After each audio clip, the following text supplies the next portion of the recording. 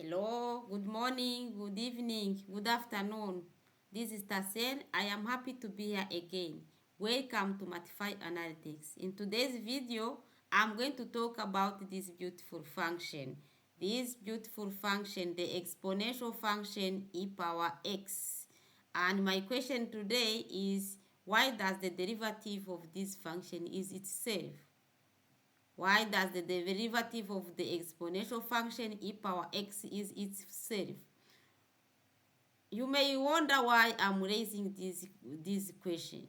I'm raising this question because for other functions, when we differentiate them, we don't get the same functions.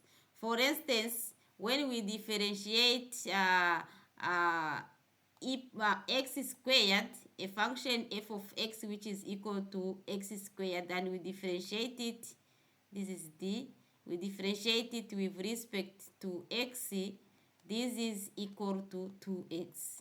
And you can see that this 2x is different from x squared. And another example that I can give, if we, for instance, differentiate, let's say, sine of x, the function sine of x, and we differentiate it with respect to x, this gives cosine of x. And we all know and see that cosine of x is different from sine of x. In general, all other functions, when we differentiate them, we get a different function. But why, when we differentiate this exponential function, we get the same function e power x? That's my question. On this graph, I'm trying to illustrate this exponential function e power x. This one, it is in black, e power x. It is this black curve here, this black curve, and the slope of these functions at of this function at different points. And we all know that the derivative of a function gives the slope of that uh, gives the slope at a specific point along the curve that represent that function.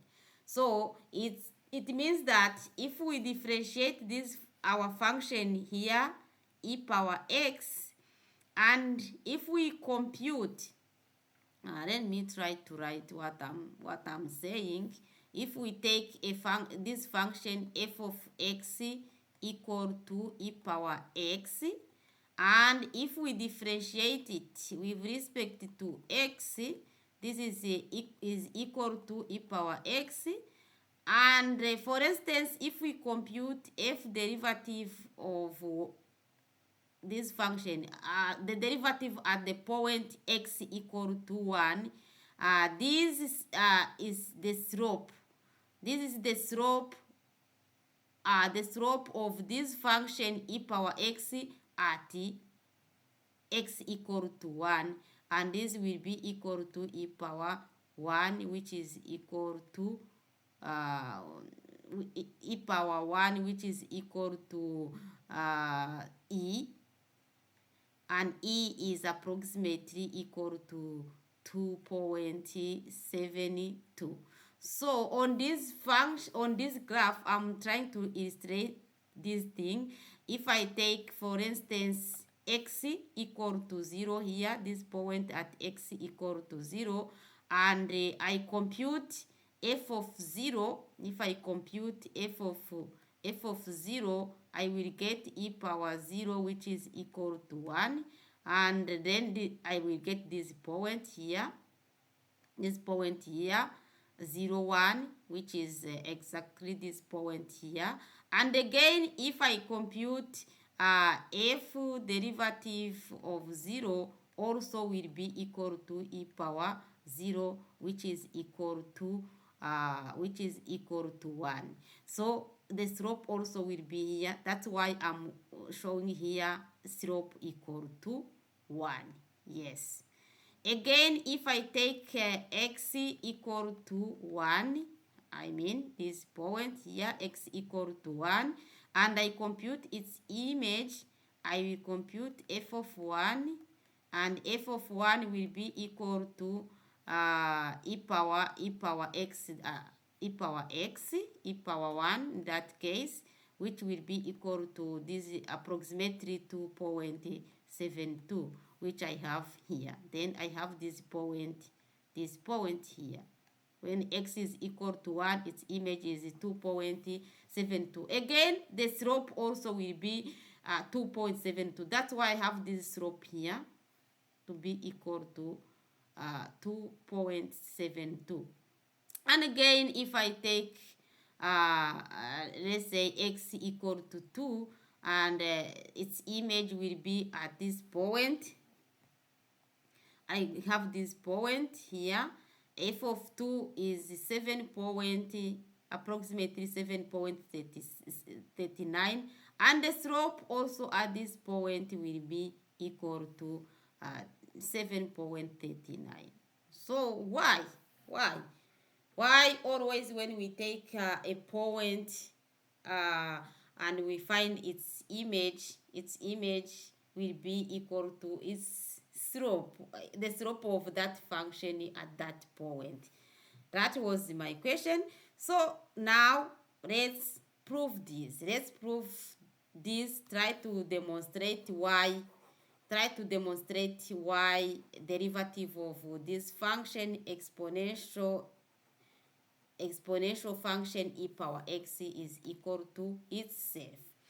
To prove this, we are going to prove that d of e power x with respect to x is equal to e power x.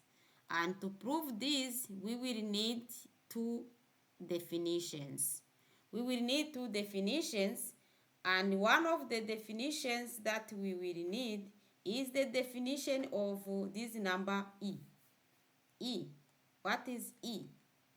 Do you know how to define this number e? What is e?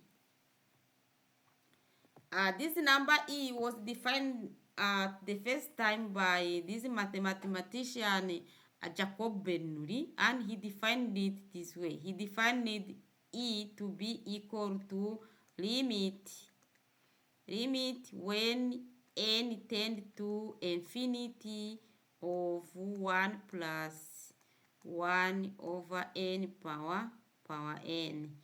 And this was the same as e equal to limit when n tend to 0 of 1 plus n power 1 over n. In our proof, we will use this relation. We need to know this relation. So I believe that we're going to keep it in your mind. And the other thing that we're going to keep in our mind is the definition of derivative. How do we define derivative of a function? How do we define derivative of a function f of x? By definition, the derivative of any function f of x with respect to x is equal to limit when delta x tends to 0 of f of x plus delta x minus f of x over delta x. This is the slope, the instantaneous change of this function. So we will also need this definition of derivative, and we will begin by using the definition when computing the derivative of our exponential function. So let's move on. We are going to start by definition of derivative, and from there we will try to manipulate it and see why we will get the same function. So let's start. We will consider f of x equal to e power x. And our task is to differentiate this function f of x with respect to x. So it's the same as differentiating e power x with respect to x. By definition, if we use definition, it will be limit when delta x tend to 0 of e power x plus delta x minus 1 over, oh, not minus 1. Where do I find minus 1? minus f of x, and f of x in our case is e power x, then minus e power x over delta x. Yes, by definition is this one. Then this will be equal to what? This will be equal to limit when delta x tend to 0. This is 0, yeah, tend to 0, and I can factorize this. I want to factorize this into two terms. Is a term or factors, two factors. Then if I factorize it, I will get e power x times e power delta x minus e power x over delta x. So next, what can we do? You can see that we have here e power x and e power x. It's a common factor, so we can factorize. If we factorize, we will get, this will be equal to limit when delta x tend to 0. This is delta x. I write it clearly. This is delta. When delta x tend to 0 of e power x times e power delta x minus 1 over delta x.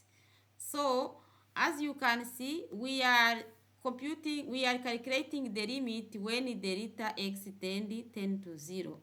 So if we are dealing with delta x, we can take this e power x out of the limit because it doesn't have delta x in it. If we take it out of the limit, then we will get e power x times limit when delta x tend to 0 of e power delta x minus 1, e power delta x minus 1 over delta x. And we are computing this limit when delta x tend to 0. So you can see that if delta x tend to 0, we will have e power 0. Here we will have 0, and e power 0 will be equal to 1. Then 1 minus 1 will be equal to 0 over 0, because here will be 0. Then we will have indeterminate form 0 over 0.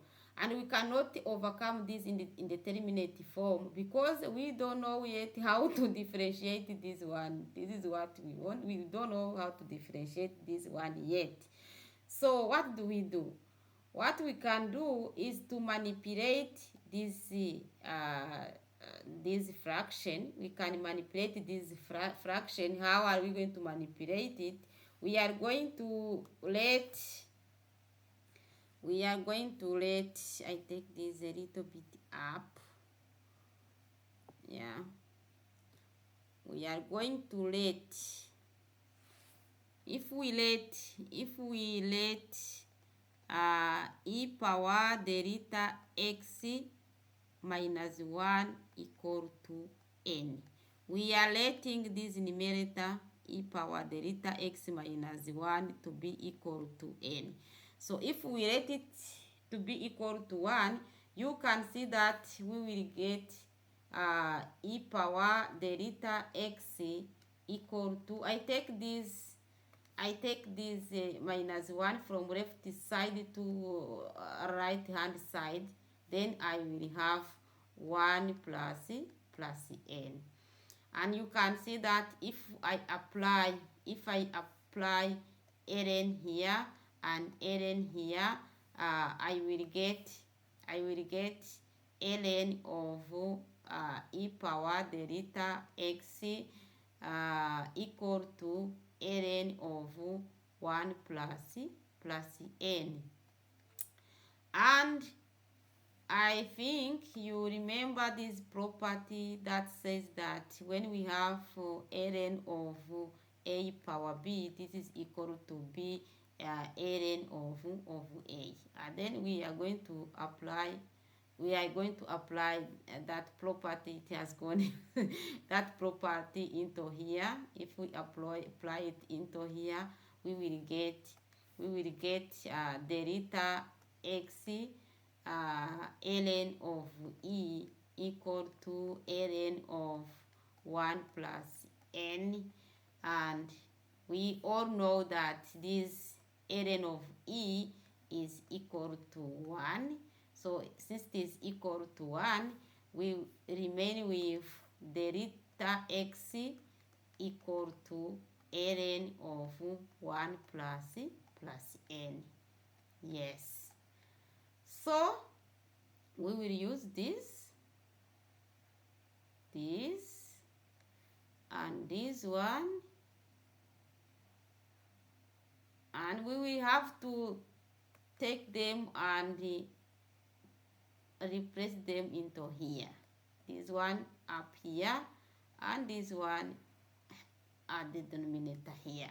Yes. So if we do so, we will get but before substituting them into that fraction, let me do one more thing. You can see that if delta x is equal to this value, when delta x tend to 0, this n, when delta x tend to 0, this value n will tend to 0 too, because in order to get 0 here, we should have at this side ln of 1, because ln of 1 is equal to 0. So to get ln of 1, we have to let n tend to 0. So then when delta x tend to 0, n also tend to 0. Yes. Then now we are ready to go in this step. Replace the numerator by this value and the denominator by this value, and the delta x tend to 0 by n tend to 0. Yeah. So let's do that. If we do that, what are we going to get? I take this a little bit up.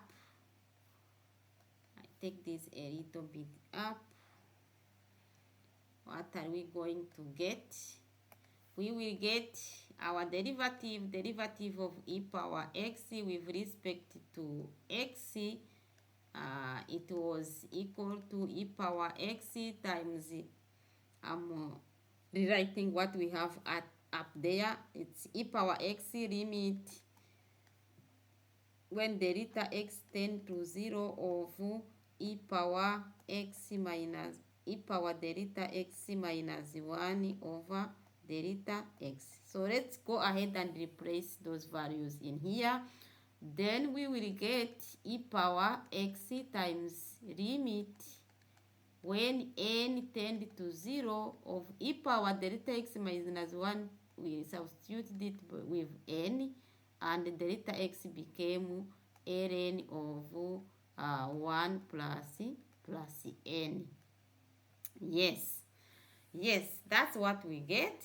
And what are we going to do now? Now we're going to manipulate again here. If we multiply numerator by 1 over n and divide the 1 over n, the denominator, the we don't change anything. So let's do that. If we do that, we will get e power x times limit when n tend to 0 of 1 over n times n over 1 over n times 1 plus not 1 plus n, there is ln. There is ln that I'm skipping, I don't have to skip it, times ln of 1 plus n. Yes, this is this. So you can see that in the numerator, this n is going to be simplified by that one. Then we get e power x times limit when n tend to 0 of 1 over 1 over n times ln of 1 plus n. Again, we are going to use this property. We know that which one? We know that b ln of a is the same as ln of a power b. So if we apply this into here, what are no, is it here, this one or this one, what are we going to get? What are we going to get? We will get, I take this a little bit up again. Take this a little bit up. We will get this is equal to e power x limit when n tend to 0 of 1 over ln of 1 plus n power 1 over n. Yes. And one more thing is that since we have ln here, we can take this limit when n tend to 0 and then put it inside ln here. And what are we going to get? We will get e power x times 1 over ln of limit. This is acceptable, the properties of limits. If you don't remember all the properties, it's now your time to revise. So limit when n tend to 0 of 1 plus n power 1 over n. Yes. And we get something beautiful. What something beautiful this? Do you remember what is this? At the very beginning, we have defined this to be equal to our beautiful number e. This is our beautiful number e from Bernoulli definition of e. So we replace it in here and we get e power x times 1 over ln of e. And ln of e is equal to what? We know that ln of e is equal to 1. And finally, what do we get? We get e power x times 1 over 1.